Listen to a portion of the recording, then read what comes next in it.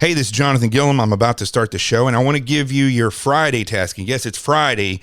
I know that it doesn't seem like there's any difference in any day of the week now because of the world that we live in. But what I want you to do this weekend, sometime, I want you to turn your phone off.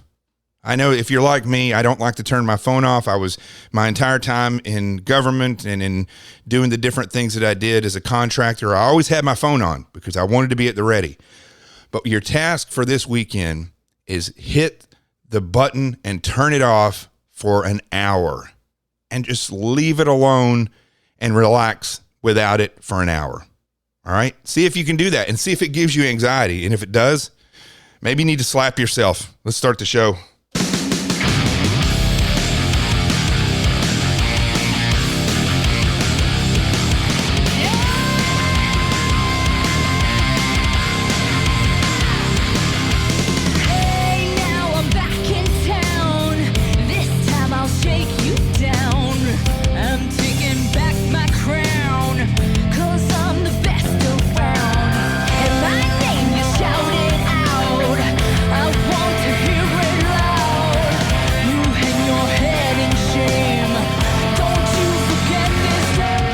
This is Jonathan Gilliam back on the Experts Podcast. Happy Friday. The truth has arrived.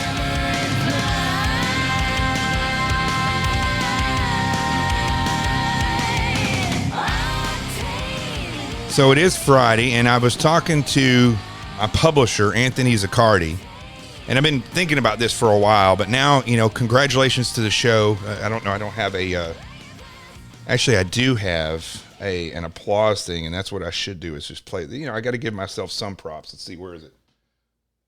No, that's laughter. We don't want this one. Hold on. That's the wrong one. Not laughter. No, okay, here it is. So I talked to Anthony Zaccardi, my publisher at Post Hill Press, and we thought about coming up with a book series where we can talk about the different books that Post Hill's putting out, because they did my book Sheep No More: The Art of Awareness and Attack Survival. They've done some amazingly just insightful books, and so I figured every once in a while let's start having either the book of a month or something from Post Hill. And so the very first one, yes, that's right. Thank you very much. Thank you. And we've reached over 100,000 downloads as of yesterday. So that's a huge thing when it comes to podcasts, and it's happened pretty quick, but I had a following already to bring with me. So congratulations to the show. So I figured let's not just go and do a political book. Let's kind of go back a little bit and talk to somebody who has real experience. This is called The Experts. That's why I have this show, so that we can have somebody who has real experience, that their book is centered around their knowledge, experience, and understanding of what's going on in certain areas. And who better to start with than a former CIA analyst? Because, what's interesting about the CIA versus the FBI, where I was at, is that, and I know some of my friends that are analysts listen to this podcast, and there's no hit on you, okay? But the way the CIA does their analysts are totally different. They're actually involved with operations. They actually are experts in an area. In the Bureau, you may have an analyst sitting in your squad that has nothing to do with what you do. I have no clue except for numbers and playing the numbers games of why they put some of the analysts in positions that they do in the FBI. But the CIA, they think these things through, and they don't waste the position of analyst. It's actually a real position. And Sarah Carlson, her name is Sarah M. Carlson, if you want to Google her. She wrote a book called In the Dark of War, and it's a CIA officer's inside account of the U.S. evacuation from Libya. Now, and I'm going to bring her on in just a second, but again, I think this is huge for anybody that's looking and turning on the TV right now and seeing what's happening. I know you'll say, Jonathan, we don't really hear about Libya anymore. Libya, that's right, but Libya, one thing, it got more dangerous, as Sarah will explain to you after Benghazi, but Libya is a perfect example of overall incompetence in operation from a strategic and a tactical level. And there's so many things that went wrong and so many things that could have been easily avoided or mitigated that didn't. And it's still a mystery behind the entire thing as to why it happened. And nobody even talks about what happened afterwards. What happened after that incident and what occurred and what is Libya at really, what does it even mean to the United States? So, Sarah, it's great to have you on, and thank you for writing this book. I think people that have this experience, real experience, we need to hear from them more. So thank you for your service, and thank you for writing this book in service to the people. Thank you. I really appreciate you having me on your show, and I'm looking forward to talking to you more. Well, let's start right away. Let's tell everybody real quick, okay? What is your career like? How did you decide? The main question, I had Scott Eulinger on here before. He was the CIA station chief in Uzbekistan or Kazakhstan. I don't remember which one it was. It was a Stan, I know that. And he, talked about how he even got into the CIA and what led him there. What was it in your life? Is it something that you wanted to do? Did you, watch a movie and you figure this out? Or were you, because most people I know that went into the CIA, they either knew somebody or they knew something about the reality of what it was. What brought you there? So it was 9/11 for me. So that happened my senior year of college. And at the time I was interning for emergency management. I thought I was going to be, like first responder, going down that road, something related to that. And then 9/11 happened. That changed everything for our generation. And I have 3 brothers, and they all joined the military right after that. And then my boss at the time was retired Army, and he had some connections to the Defense Intelligence Agency. Mm-hmm. So I applied and was recruited, and actually started at DIA and then was later recruited by CIA. It's interesting about the DIA. I did an interview with them when I got out of the SEAL teams, when I got out of the Navy. And the guy who interviewed me, I was there in that interview for like 2 hours. We're just talking and, going through all this. And then at the end of the interview, he pulls out a dip. He had a dip in that entire time. And I was like, I'm going to go completely, out of character here. Were you swallowing your dip juice the entire time? And he goes, yeah, I've been dipping for so long. He takes it out and throws it away. In all my life of living in the South, I'd never seen anybody for 2 hours swallow dip juice. Wow. No, I have not seen that either. He was a special guy, I believe. So, let's talk about this real quick. What's the difference? Because most people don't know. What is the difference between the DIA and the CIA, and what is the DIA all about? Because, most people, I know during the Iran-Contra, they learned a little bit about the NSA. People really don't know that much about the NSA. Most people had never heard of the DIA. But they know about the CIA, and even that's kind of skewed. What is the DIA versus CIA? And I know you can't go into this, but how vast is the intelligence agency for all the people out there that may not realize this, of agencies that they don't know about?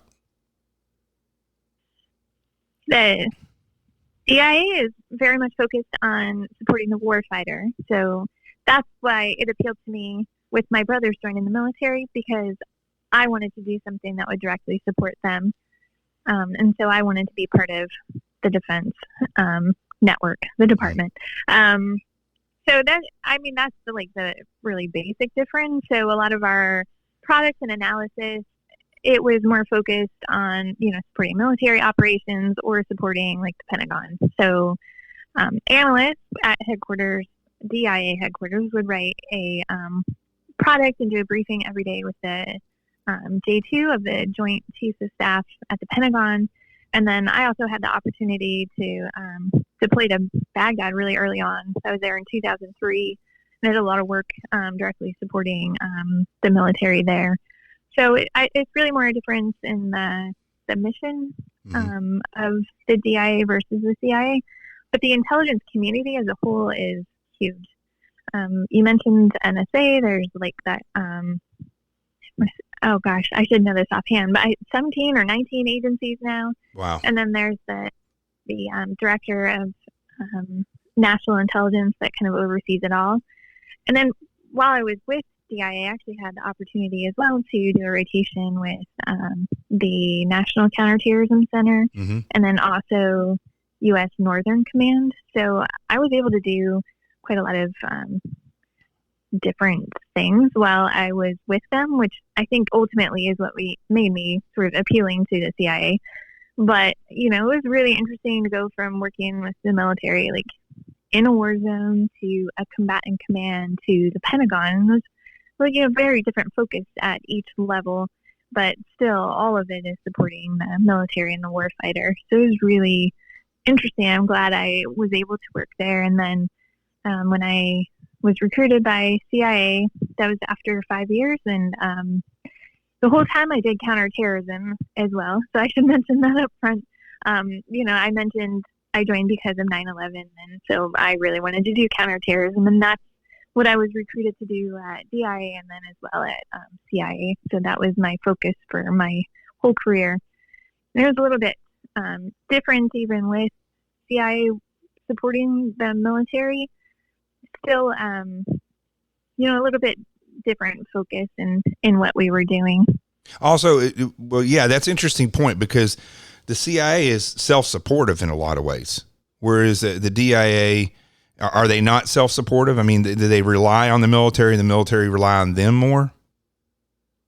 Yeah, I would say so. It's definitely like there's more interaction between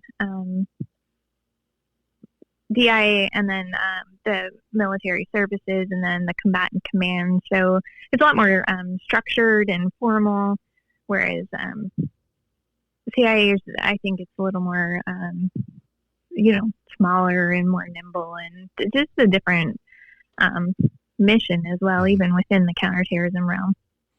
And that's a question that I want to ask you. Just by what you've said so far, there's two things that ring out that you would have knowledge of that most people wouldn't. One, when you look at the way that the war on terror has been ran, I mean, you've seen it from different agencies now. Literally, you've seen the DOD, the DIA, the CIA, and you've worked in these different areas. Most people don't know what the Counterterrorism Center is, or the other places that you may have how the Pentagon works. Do you believe, from an analyst perspective, because my criticism of the war on terror is that it's similar to the war on drugs, in that they don't name the enemy. They don't truly name the enemy. You can't say that the enemy is radical Islam, because radical Islam doesn't explain the depth of fundamentalism and the movement of, as I've had several actually Muslims themselves tell me about, is Mohammedism and the caliphate. For years, went back when I was at AMTI, which I was a contractor at. This was back when I got out of the teams after the air marshal, so it was around 2003 to 2005. We were looking, we were following all these things for Homeland Security, and what kept coming up was the caliphate. And I didn't even hear that word mentioned in media or by a politician until I would say about 2015, 2016, because I was already in the media saying it and nobody would say it. And did you see that as a problem, that they wouldn't name the enemy so strategically the mission was a little bit off kilter, or is that just me? Well, I think inside the intelligence community, we were very much aware, like that was a term that we used frequently. So I think you need to know your enemy, right? And Bin Laden's goal, his vision was to reestablish the caliphate. So I think within the intelligence community, it was important to know those terms and to know their ultimate goal. And I do think that's one area where we kind of fall short with our U.S. policy, is that, they're very much focused sort of on the long game, the long war. Mm-hmm. And I think we tend to get focused more on like the immediate happenings in a country or the immediate threats. Whereas, they're okay with sort of stepping back and, having like peaks and valleys in what they're doing, because they're focused on the end game. And I think, we tend to be more tied to like election cycles and that kind of thing, as a country. But in the like on the inside in the community, when we're writing assessments and whatnot, like it was definitely a term that came up, even though it might not have been so much in the media at the time. That's good to know. That's good to know, because my experience in the Bureau was that it was not looked at strategically properly. That's the way I looked at it. And they may look at a group, but they don't look at the overall concept of fundamental Islam and looking at how this is a system that flows through the veins of Islam, and that's how they're able to recruit in other countries and in America and stuff. That was the biggest problem that I had with the way that this thing was done. But typically, it doesn't matter if it's a war on terror, the war on drugs, immigration. They don't tackle these problems like they would have in 1946 before we became the Department of Defense. It used to be the Department of War and the Secretary of War, and then it went to the Secretary of Defense. It seems to me that when we look at these problems, we don't look at them to eliminate them. I'm not saying that the ground pounders don't see that, but the agency executives, the senior executive service management, politicians, they don't look at the enemy and say, this is how we eliminate it. This is who it is, and this is how we eliminate it. I hear what you're saying. Yeah. So I think, the war on terror is a war on an idea, and how do you win a war on an idea? And even going into like Afghanistan and Iraq and Libya, we went in without really thinking through what that end game was going to be. What do we need to do to win? And that was something that really wasn't articulated in any of those wars. And that I think has greatly contributed to why they're still ongoing, that we can go in and we might have like an immediate idea, like we're going to go and, take out Al-Qaeda or something like that. But, it became much more than that. It became sort of like a peacekeeping mission and stability and, capacity building. And I think because we went in without having articulated what the end goals were going to be, that allowed us to become mired in these situations.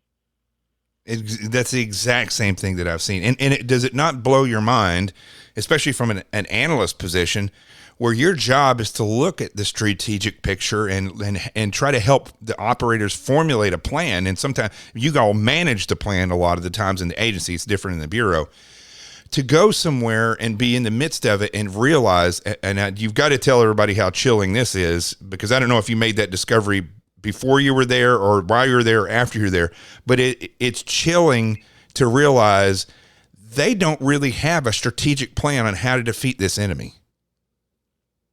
And I can say from my own firsthand experience, like in Libya, it made me feel very expendable. Like that, I think, is what I try to convey in the book, is that overwhelming sense of loss that comes from knowing it wasn't thought through. And like, we went there because, it was so important for national security. We had an ambassador die, CIA officers died, people literally died for this mission. And then we just sort of gave up and left without really even trying. And so, that for me created like this idea, I was expendable. I was an acceptable loss because I didn't actually even know why we were there. And so, regardless of whether that happened, like, Afghanistan was under President Bush and Libya was under President Obama. And so, regardless of the politics of who's in power at the time, like it's very disheartening to have that happen and to live through it and to come away from that with that sense of loss. Yeah. Tyrone Woods, Glenn Doherty, Sean Smith, and the ambassador, J. Christopher Stevens, all perished that day. And when I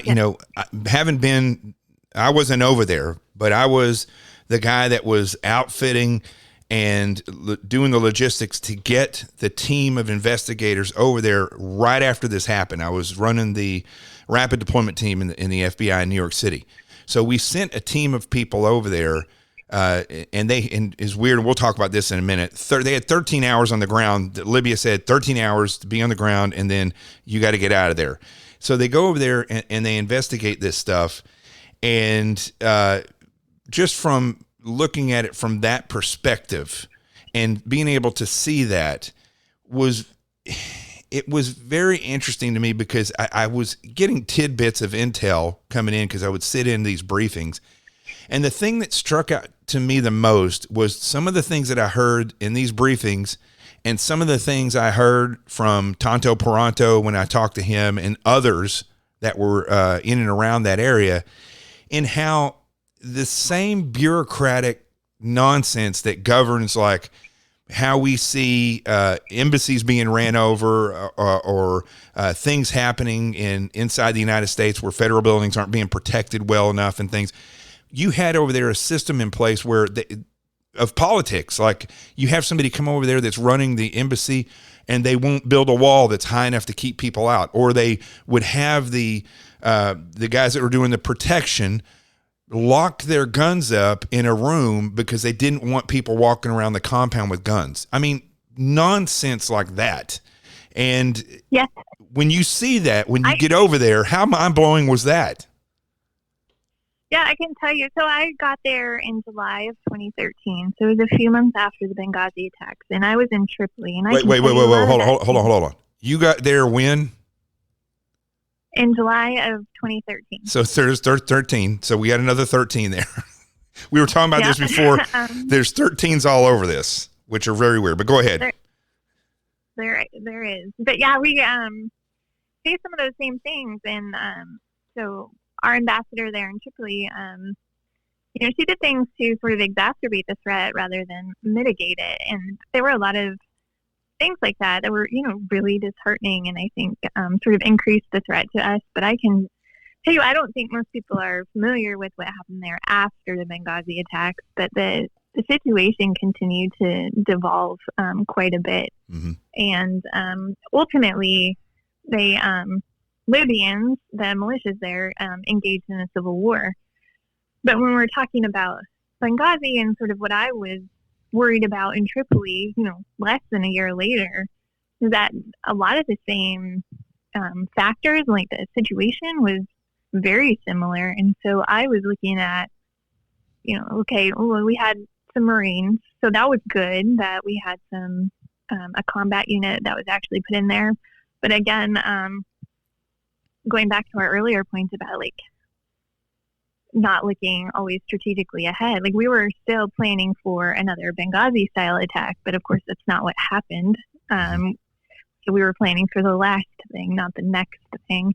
But we still didn't have enough security, and we can get into it a little bit later, or however you want to do it. But I ended up being designated a tactical commander during the emergency evacuation. Mm-hmm. And everybody else in that position was, former special operations or something like that. So, while it was very complimentary of my abilities, like clearly I do not have the same experience as a special operations member. So, it's still not enough security, and there were things that happened sort of throughout the year that were slowly escalating in the same way that they did prior to the Benghazi attacks, but it just went exponential compared to that. So like there was a huge kidnapping threat, and in fact Libyans kidnapped multiple foreign diplomats. They fortunately did not keep Americans for very long, but we did have an incident where some U.S. military members were held hostage overnight. So we never heard about that stuff. We never heard about any of that stuff. Yeah, we had a team that had come in from AFRICOM, and they were helping us do some reconnaissance on evacuation routes, which we ended up using, and we knew not to use the route that they were doing reconnaissance on, because they were held. They hit a checkpoint, and they were in two vehicles, and one of the teams was held at gunpoint on the side of the road, and so we sent out like a QRF team, and by the time they got there, like their vehicles were on fire, and they took them back to like the local police station and held them overnight. But we knew Ansar al-Sharia, which was the group that conducted the Benghazi attacks, that group was doing training and other stuff in that area where they were held. So, I was really worried that Ansar al-Sharia was going to hear about it and try to go get him. So we were trying to get him out as quickly as possible. That's very interesting. Go ahead. Sorry, there was a series of stuff, and it just kept escalating and escalating throughout the year. And we talk about what are these red lines? What are these trigger points where we don't want another attack happen there? So what's the point at which we say, okay, that's enough, we're leaving? And we didn't reach it. We just kept moving sort of that point farther to the right, and then that's how we ended up getting stuck there. What does it do? I mean, at the point where the nation that you're in has devolved so far that we're not talking about organized civil war. We're talking about a place where people are vying for positions of power, almost like the narcos down in South America, right? It's not like you have clear set lines like in the United States Civil War between the North and the South. What good does it do for our intelligence agencies to be there in that capacity? And was the only reason that we were there was because the politicians and the political the aspirations of those above you wanted to keep us there? Was there anything valuable coming out of there at that point? So I think there was valuable information to be gained. One of the reasons I volunteered for that position and applied for it was because, in the document exploitation from the Bin Laden raid, mm-hmm. we had found information that, Al-Qaeda was looking at using Libya as a base of operations to conduct attacks in Europe. And that was sort of my area of specialty, was looking at attacks against the West. And so we knew they were looking at it. And I think, there was stuff happening there when, ISIS started to form there, when we saw the fighters coming back to Libya and Ansar al-Sharia, and there were, those connections. And during that year while I was there, we also captured the leader who helped plan the East Africa embassy bombings, mm-hmm. and then also the leader of the group who conducted the Benghazi attacks. So I do think, those things were very valuable and worth having us there. And then I wonder, what else is being planned right now that we don't know about? We know they had this intention, but because we're not there and we're not there to collect information, mm-hmm. What's happening that we don't know about? Interesting. And most people don't realize this about the agency, that sources play a huge part. I mean, when they think source, they think police, they think sneaky peeky intelligence stuff. But in counterterrorism, sources are everything. If you can get sources on the inside that have, as we always say, either want money, want revenge, or for love of country or their religion, they will work with you, and they'll be quite reliable at times. When you guys, they're not always. Go ahead. Not always good people. Not always, but see, that's the thing. Yeah. So this is where the CIA differs from the Bureau. We would have to let people go as sources if they reached a certain level of depravity, and if they were this bad, we couldn't use them anymore. But the agency doesn't really have to deal with the same restrictions as we do because of where you all work outside the country. And it's sad because that's your best sources. The bad people are your best sources quite often. Yeah, I mean, if you're wanting to know about a particular terrorist group, the best person to get information from is somebody who was a part of that terrorist group mm-hmm. that has turned. So being a member of a terrorist group, they've clearly done really bad things. So, there's a lot of gray area there. Of course, we don't want them to keep doing things. Right. Yeah. But when we, okay, so let's look back at Libya and why we were there. Right. And there was, like you were saying, there's an importance of being there because information that came out of the Bin Laden raid. And I'm sure for a long time before that, Libya played a huge part in training and allowing things to flow through. I don't know if a lot of people get the way some of these countries work, but they are either an information flow or a staging, a place where stuff stages or where training happens, and then they go and do their stuff in other locations. And Libya definitely fit into that category. Before, yeah, actually, go ahead. I think maybe people don't realize, but for a while, a lot of the leaders of Al Qaeda were Libyans. Yeah, so there's a long and close tie between Libyan terrorism and Al Qaeda. Well, was that connection with Gaddafi? Because was Gaddafi involved with this, or was this stuff just happening in Libya? Well, Gaddafi was a state sponsor of terrorism, so like even going all the way back to like the Lockerbie bombing, and right. I think people are probably most familiar with that. I think Gaddafi had tried to keep a lid on groups like Ansar al-Sharia and Islamic terrorism. So he actually did a pretty good job of keeping them under control. But then, that's why a lot of the Libyans left and went to Afghanistan and ultimately ended up joining Al Qaeda. And actually, people also may not know, like a lot of the foreign fighters that went to Iraq and then Syria actually funneled through Libya. So North Africans made up like one of the largest groups of foreign fighters that were going to those countries.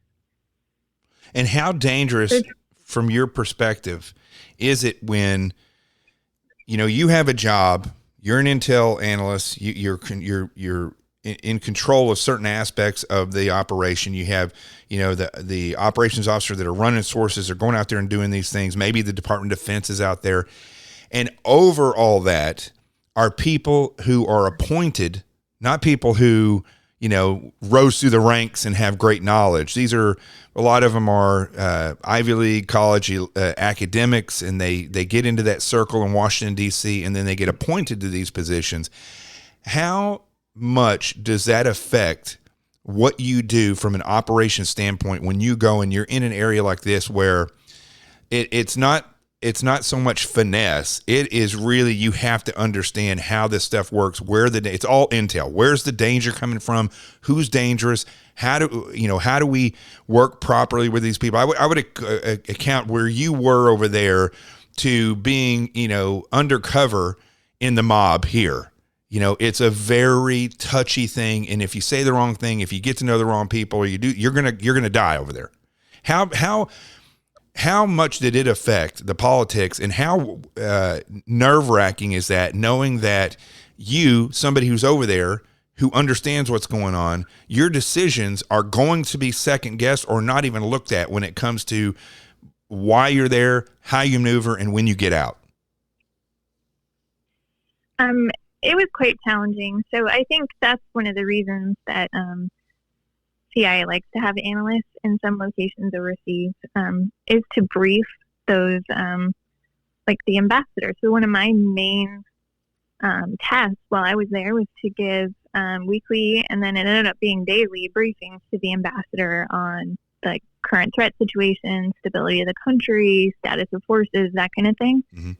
So, yeah, it was very frustrating, and I think anybody who picks up my book In the Dark War is going to very quickly pick up on, like I had a hard time with the ambassador, and I could have just dismissed it or got mad or whatever, but I think, I thought as my role that I needed to get her, like I had to find a way to get her to hear the information that I needed to relay. So I kind of took that on myself as my responsibility.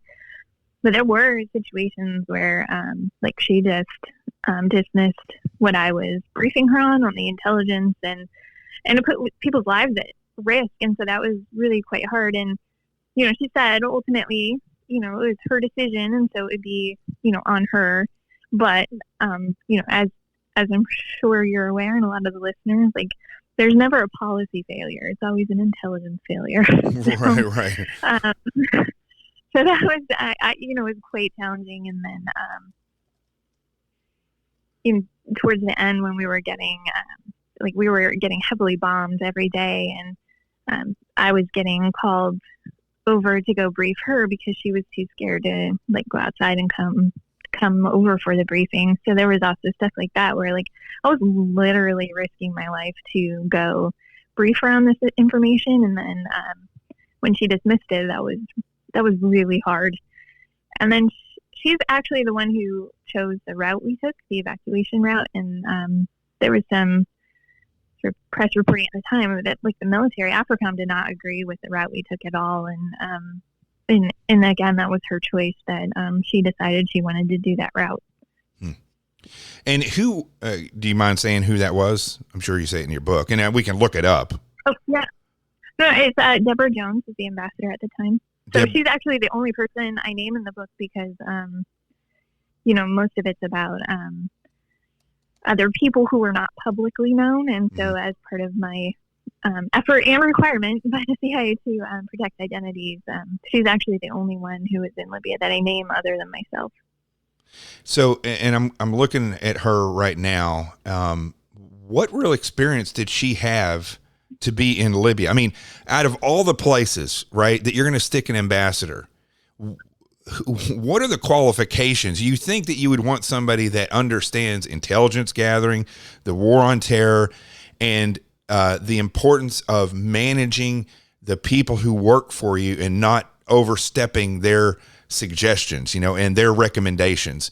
Well, who is this person that walks in there when you're there and all this experience is there, and she walks in? What is that all about? And the interesting thing is when I'm looking her up here, she worked for George Bush and Barack Obama, and that's a big problem about before you answer your question, let me make this little rant. That's a big problem with these ambassadors and the senior executive service, which is killing this nation, is that they believe because they have the title and they've been appointed that they know more than you. And I saw that in the Bureau constantly. And you also see it in the military when you have people outside of the special forces community running a war zone, and then they don't know how to manage the special forces. And so they come under it's like some kind of delusion of grandeur that they know as much, if not more, about what's good for the war zone as do those in special operations. So I want you to give your take on this, but I want you to wait until after the break. See, I like to keep people waiting a little bit. So we'll be right back.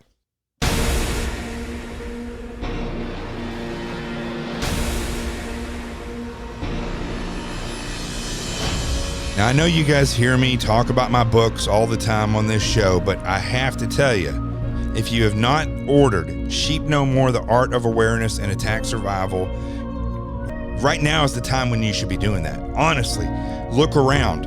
Is anything getting safer in this country? I don't think so.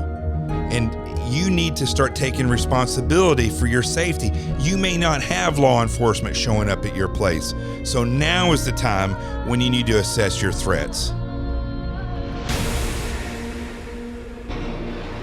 Now, the way you do that, the way you assess your threats, is you read Sheep No More, The Art of Awareness and Attack Survival, and you apply what I teach you in that book. The first half of the book is set up to show you how attackers look at you, why they would attack, who would attack, when it would happen, where it would happen, and how it would be carried out. You divide your life into sectors, and basically, it's not rocket science. You look at yourself from their point of view. I just show you how they do it.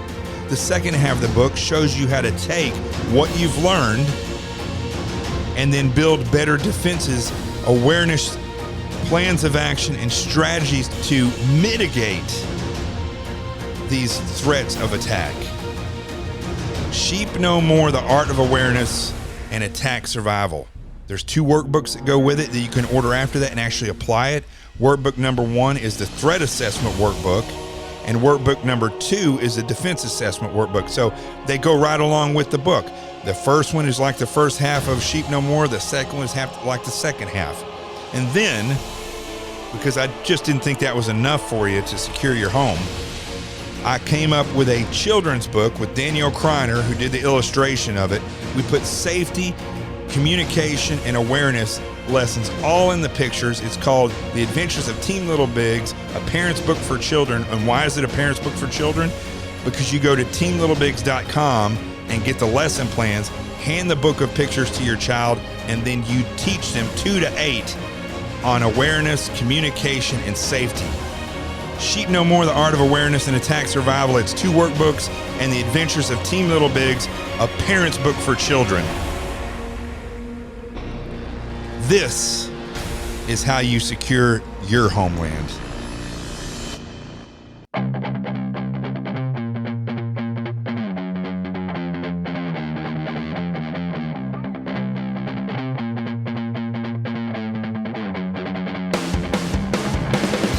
Now, before I went to the break, and we're talking with Sarah M. Carlson. She's the author of In the Dark of War. She is a CIA officer. She worked with the DIA and with the CIA, and just amazing experiences there. But she was discussing, or just getting ready to answer the question I asked her about, this woman who was her basically the ambassador that took over there, and I don't want to say it's her boss, but they kind of rule the roost in an area where they're at. And she was about to give us that commentary. So as you were saying, right before I cut you off there at the break, what was she like? What was her persona? Did she have, problems as she rolled in there, or did she become a problem later on? She had actually quite an antagonistic relationship with AFRICOM as well, with the commander there. So, I think it was harder for the Marines being there. Mm-hmm. It was for people who maybe aren't familiar. Basically, the ambassador is the president's designated representative in that country, mm-hmm. and so they're like the king or queen of Americans in that country. I mean, if we had one, but that they're essentially, they're in charge, and what they say goes. Now, her husband, her husband was Richard G. Olson, who was United States Special Representative for Afghanistan and Pakistan. So mm-hmm. This sounds like to me like people who are entrenched to an unbelievable degree in the Washington, D.C. orbit. Like, these people will be appointed to something, whether they know something or they don't know something. They're going to be there. She didn't speak Arabic, and I think before Libya she was in Kuwait. But yeah, she was appointed by Obama and in there. And like I said, there were things throughout the year that one example I think I have in the book is somebody had posted on Twitter, and of course everybody has Twitter now, but she had an account which was still sort of novel at the time. Mm-hmm. So somebody posted a picture of him firing a weapon at her, and then so she posted a picture of her firing one back. I'm like, that's to me, that exacerbates, that does not mitigate a threat. That's kind of like egging somebody on. And there were other examples like that where she would meet with former LAFG leaders and post pictures, and it just really created a lot of angst towards us in the country that, Libyans didn't agree with her meeting with these people who had caused so much damage to their country. So I think it really, it didn't help how we were perceived, and I think actually probably made it a little more unstable.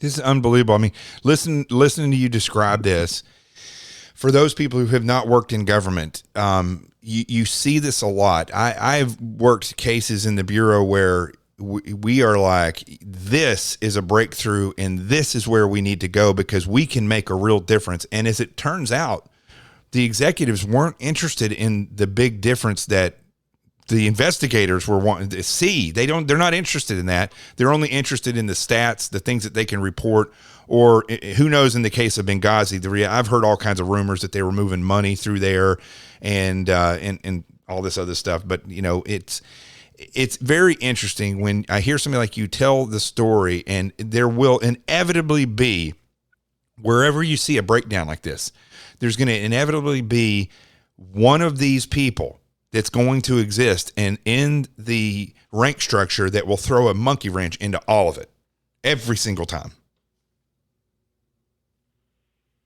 Yeah, it was, like I said, it was really challenging to be briefing her. If she heard, so she would meet with like the Libyan prime minister, and if she heard something different from him than we were hearing from like our sources, then it became like a huge problem. And like one of the situations that we encountered was there was this air base that had been used by there's a long history there, right? So it had been used by the U.S. during like World War II, and when I was there, it was controlled by like former LAFD members who were still known extremists. Mm-hmm. And we knew like fighters were being funneled through there to go to Syria and Iraq.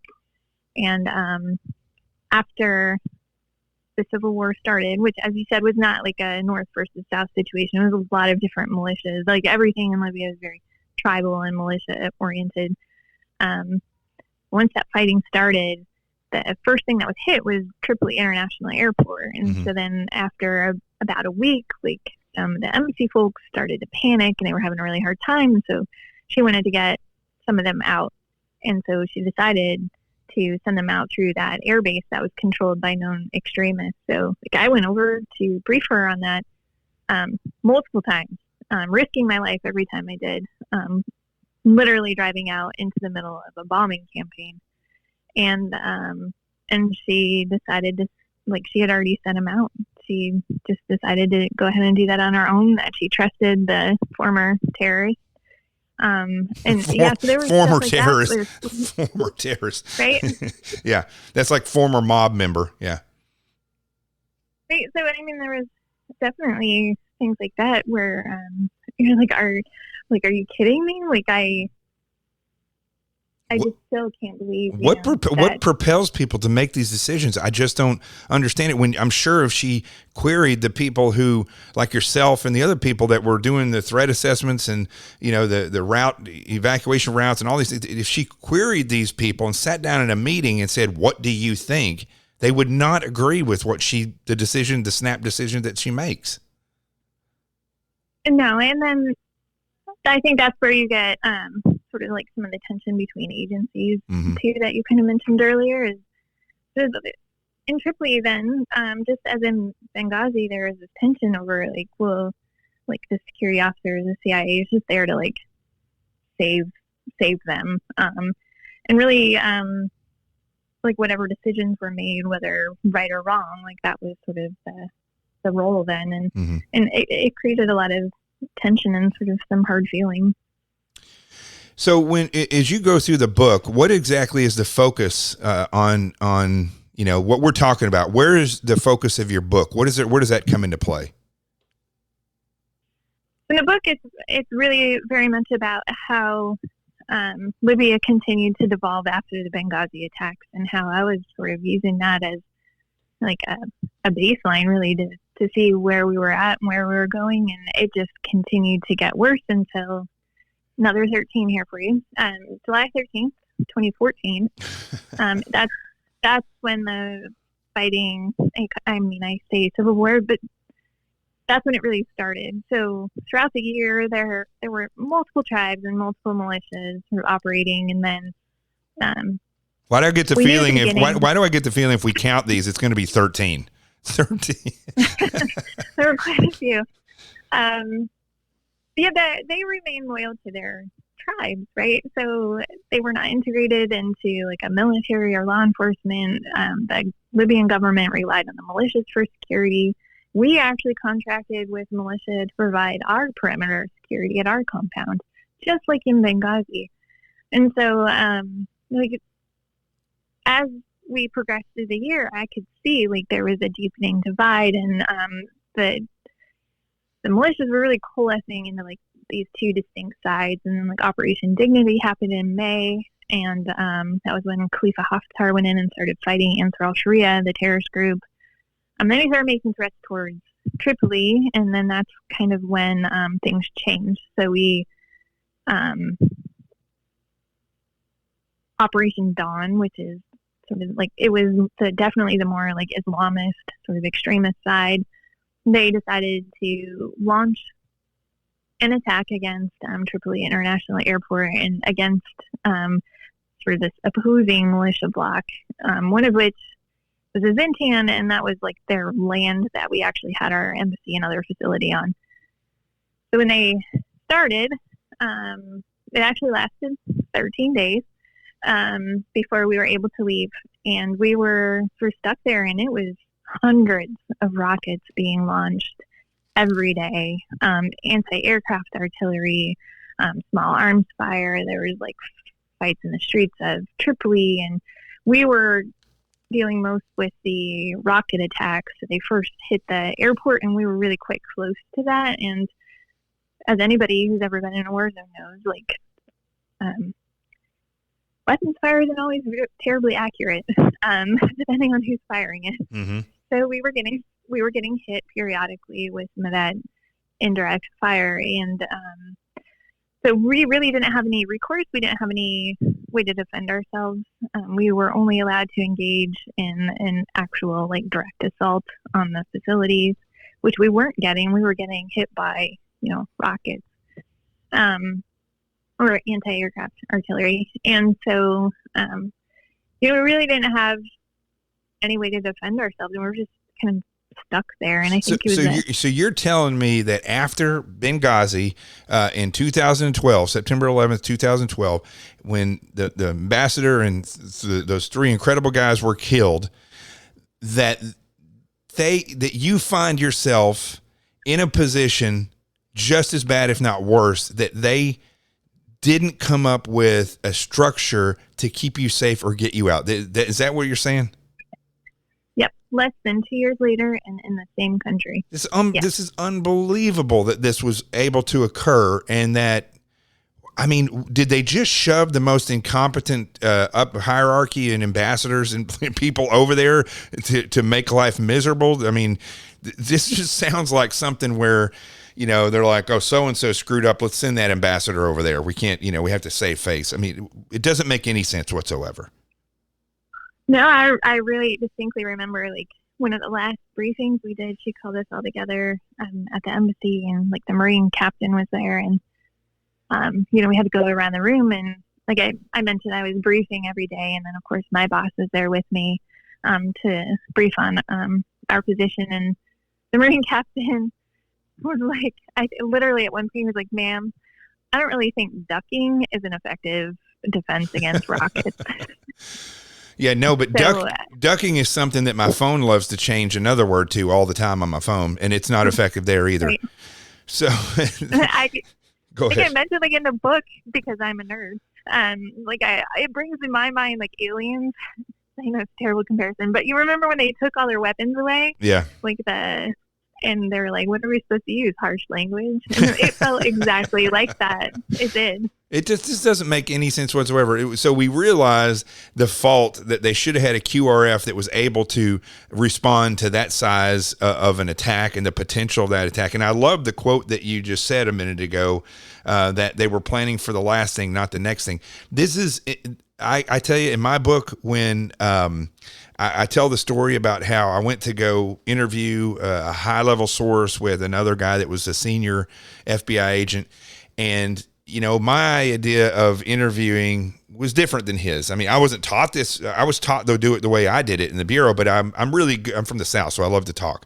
And so I spent like an hour or more just, talking to this guy, shooting the shit with him. And then finally we get around to it's really basically one question that needed to be asked. And the other guy asked him that question.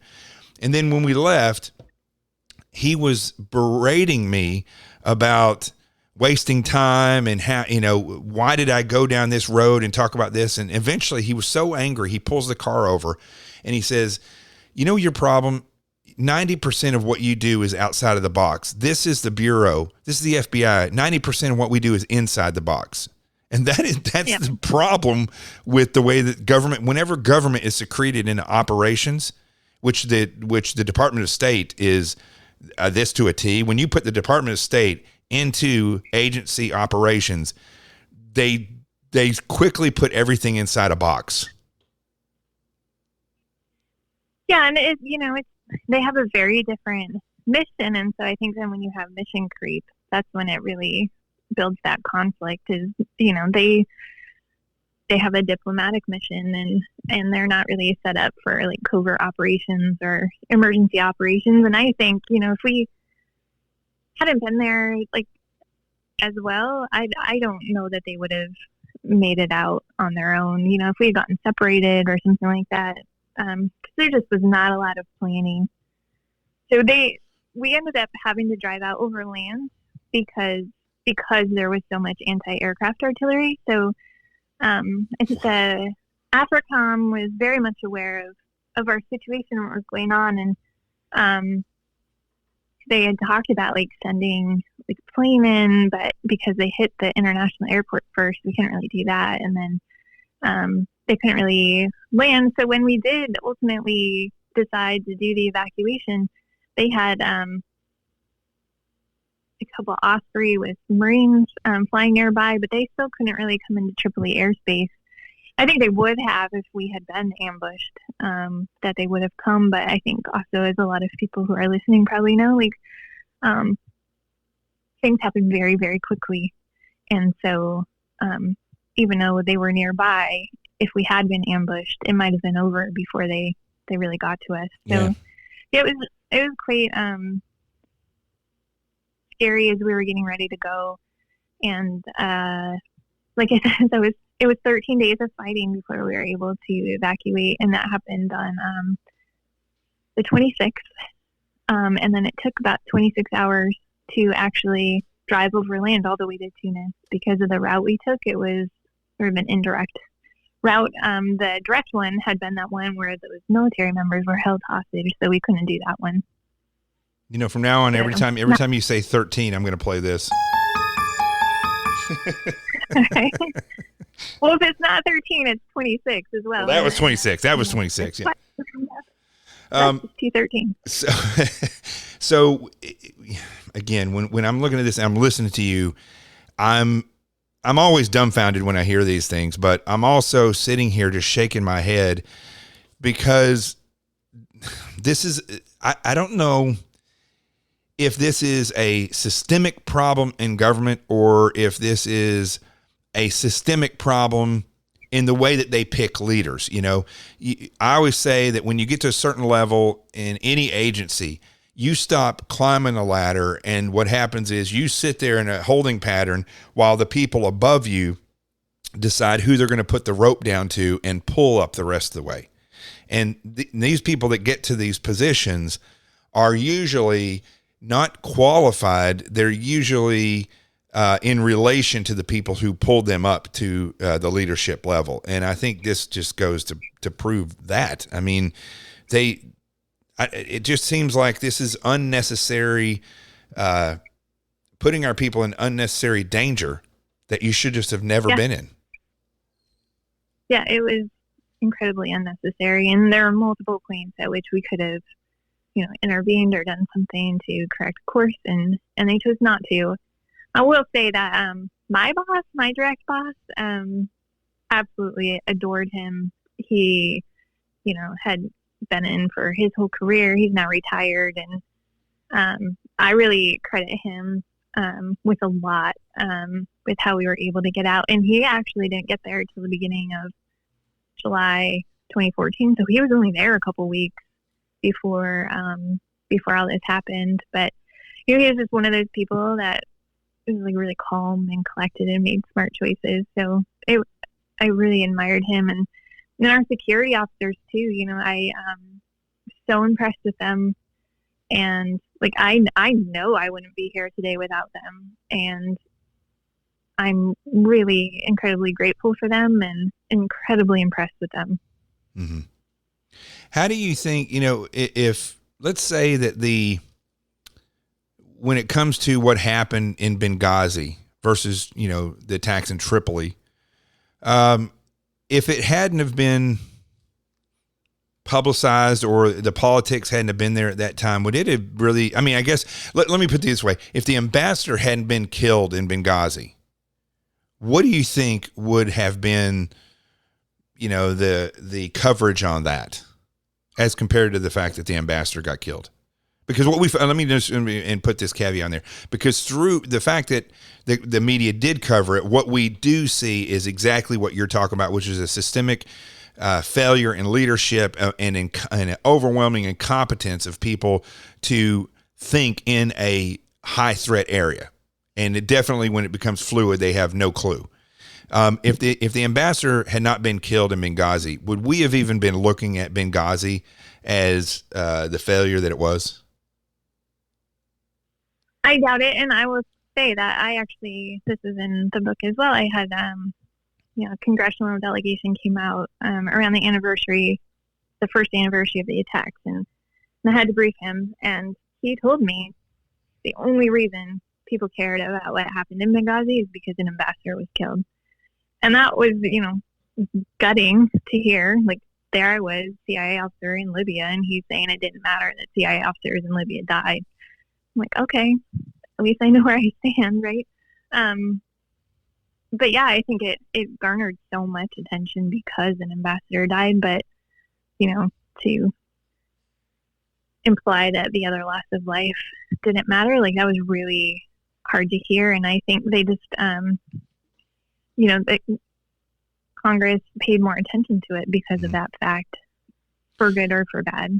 But we have had other attacks where CIA officers were killed, and they don't always make the news depending on the circumstances, but some of them have.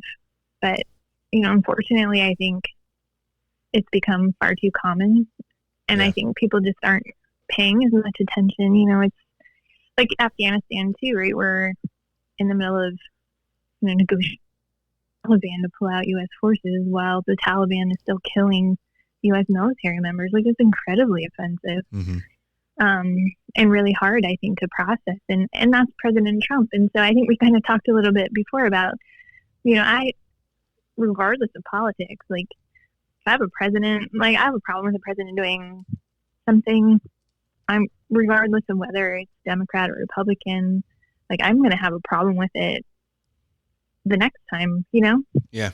One thing I will say, and this is a non-political statement, but I will say, based on what I've seen as far as the leadership of Trump versus, the Bushes or Obama or even Clinton, is that I think this president relies on people who are giving him bad information.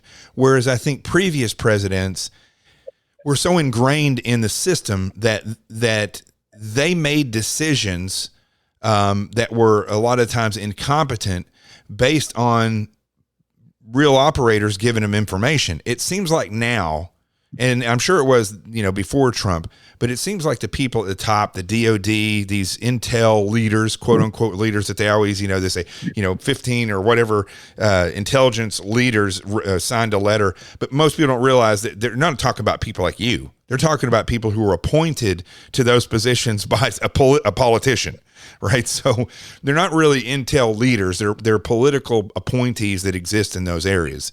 And I think when we look at the quagmire of the things that are happening now, not to take the heat off of decisions that this president makes, but the people that are at the top in all these areas fighting these wars, I mean, it's unbelievable the decisions that they make. For instance, putting, not naming an enemy and then putting forces in there, not to eliminate the enemy, but to try to build a bridge and build, between, them and the West. And I'm not talking about a physical bridge, but a bridge of understanding, and build schools and communities, ousting dictators or leaders or warlords, and ousting those people and not doing anything else to crush the rest of the enemy. It's just an ongoing systemic problem that really since 1947 has gotten worse and worse. We've never won a war since 1947. I think it goes back to what we were talking about earlier too, about a lot of our decisions being tied to an election cycle, and those decisions changing depending on the election and the outcome. And I think the negotiations with the Taliban actually started under Obama, so I think it's just sort of been continued. But it's, it's just hard to reconcile that kind of thing, and to see those things, continuing to happen. So yeah, it's just when I left and finally did get out of Libya, because I saw those things firsthand, it was time for me to get out, and so that's why I ultimately ended up leaving the agency. So, and when you left the agency, you went into, and I know this is, we're getting, over an hour now, and this is so interesting because now you have a completely different career. I mean, you're still working and analyzing information things, but now you're in emergency management. And, I've worked in emergency management as well. And here's, again, this quote that you said, planning for the last thing versus planning for the next thing. This is the greatest mistake that people make in emergency management. Have you seen that? Yeah, I think, nothing ever happens the exact same way twice. And I do think there is still a tendency, even in emergency management, to sort of plan for the last thing. I mean, even when we're talking about pandemic planning, it's, planning for the Spanish flu or Ebola or something like that. And that's what people had on their mind when they were thinking about creating pandemic plans. Mm-hmm. We had our most common emergency that we actually deal with is search and rescues, and every single one is a little bit different. And so yeah, but the thing that's different, the thing that's different about search and rescue, though, is that, and it's not that the issue or the situation they're facing isn't less fluid, but the thing about search and rescue is you're talking about people who have developed a finite set of skills, and they know, it's proven that if they search in this particular way, or if they're facing a waterborne incident, that you have to do this, it's proven that this works or that gets you killed. And so in that fluid situation, they can think their way through the problem. But I'm amazed when it comes to, for instance, the hurricanes every year, how when every once in a while that one hurricane comes through that gives a real punch, FEMA's completely lost as to how to, it's like they just completely make it up all over again. Yeah. And I think, you're right with the searches. A lot of the, so a lot of ours are led by sheriff's deputies, and then, they usually stick with it their whole career. So then you end up getting a lot of institutional knowledge there. And that definitely helps. But yeah, when we have these big disasters that happen, they're always a little bit different. And, everything from alert and warning is one of my areas of focus, and, still haven't figured out how to effectively do that sometimes. And so I think we're always learning and always trying to refine that process and make it better. Mm-hmm. And I do think, part of the reason, it's human nature to plan for the last one, is sort of this idea you have to start somewhere. And I get that, and I understand that, but I do think there's sort of a resistance, as you said earlier, to innovative thought, or trying new things that aren't part of the socially or institutionally accepted solution. Pat McNamara, who's a former Special Forces guy in the Army, he calls that, and I mentioned that in my book, he calls that institutional inbreeding, where they never get past certain things, or a certain situation dictated the creation of this one tactic. But if you don't have that situation, there's no reason to be working that type of a tactic. And it's very interesting in where you're at now in this type of situational management.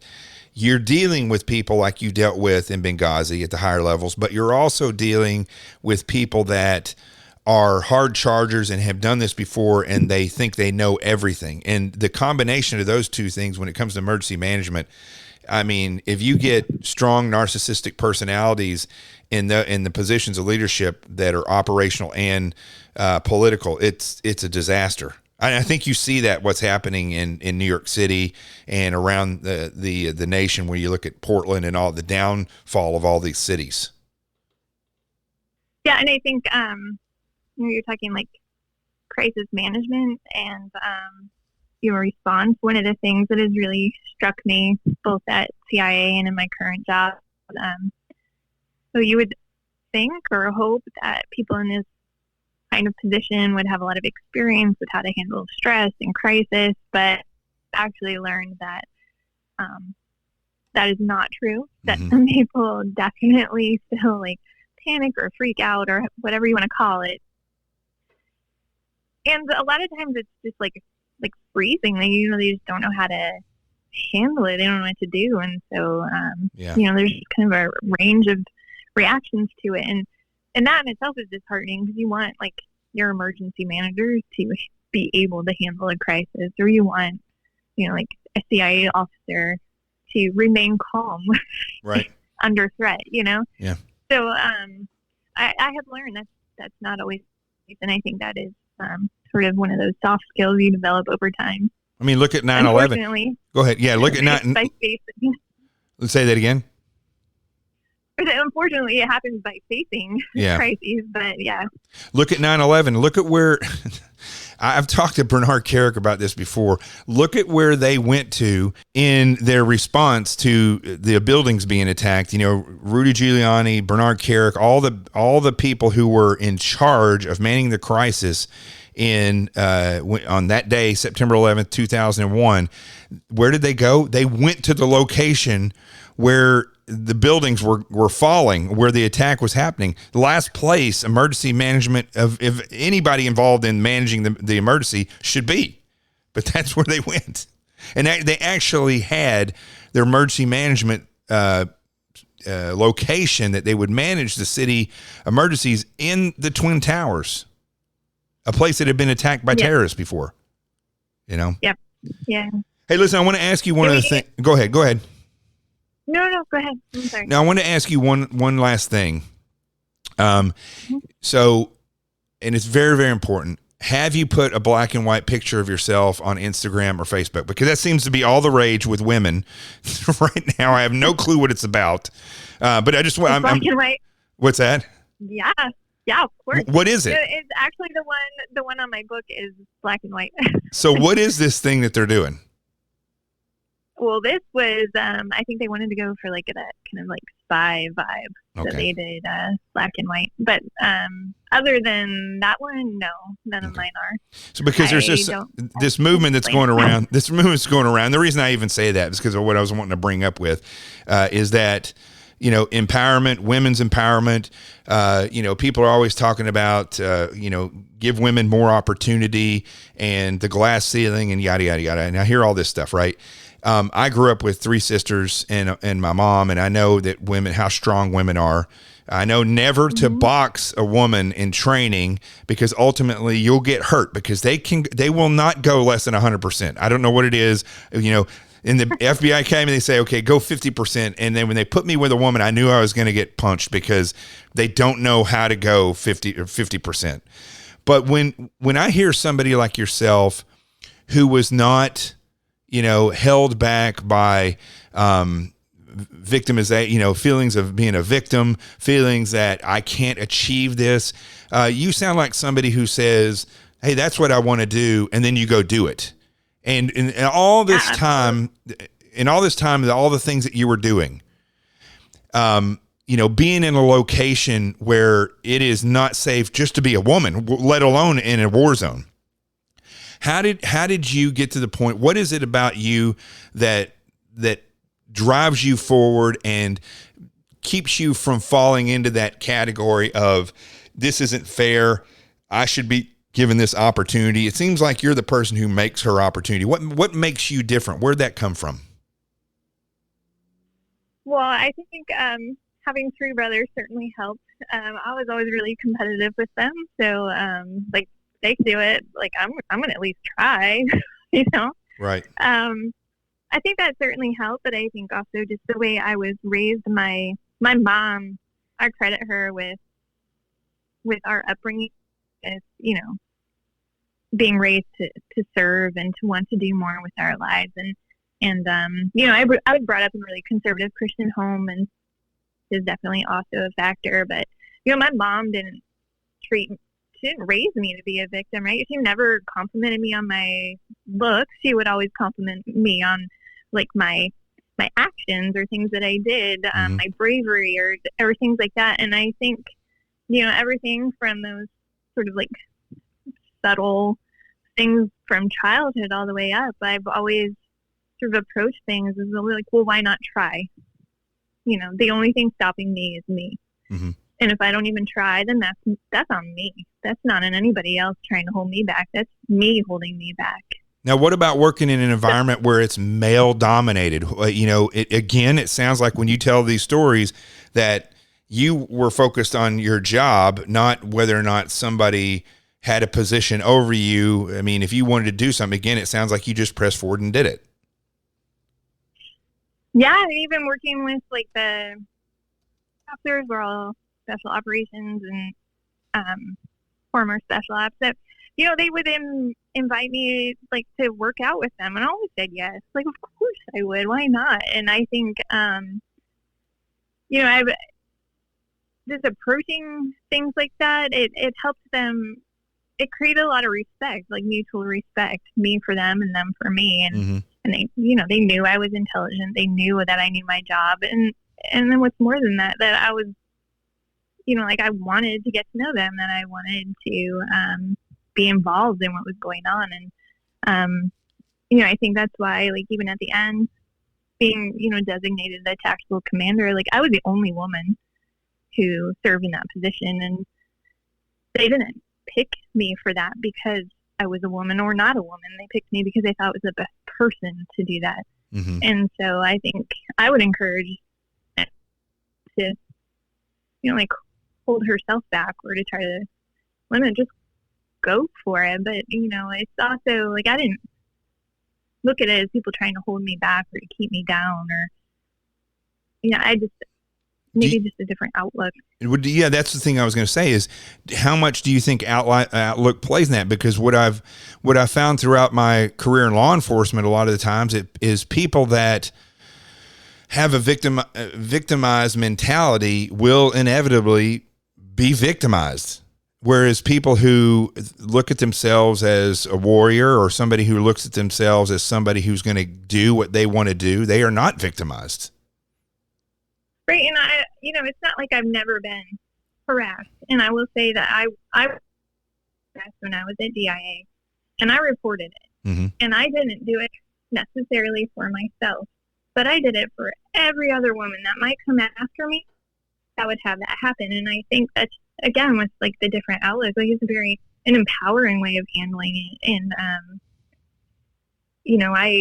I've talked to like a lot of women who just let things go or they don't report it. And like, if he did it to you, he might do it to somebody else. So you're not only protecting yourself, you're protecting all the other women that come after you. And again, I think it's the outlook and how you choose to view yourself and your life and your choices. Yeah, I've also, said this on television when I'm interviewed about these particular things, where somebody's coming out 40 years later and they're saying that, I was sexually assaulted by this person, like when somebody's being appointed or, the things with Bill Cosby because they were powerful, or Harvey Weinstein. And I always tell women, if you're sexually assaulted, but you're in a position where you feel fear or you feel like it'll destroy your life if you say something about it, I mean, chances are if you report it, that's not going to be the case. But let's say you feel that way. I've always suggested that you get a witness, you write a statement, seal it, and then mail it to yourself and have that witness sign it and then send it to yourself. That way the timestamp is on it. You can even take a picture of what you wrote or do a video, anything where there's a timestamp, so that later on when you say this is what happened, it is shown that this is what you said at this point in time, so that, years later, you're not going to be looked at as somebody who just made something up. And that process of understanding how not just the court system, but the way evidence plays a part in in catching people and validating your fears or the threats that were made against you or the actions is very important.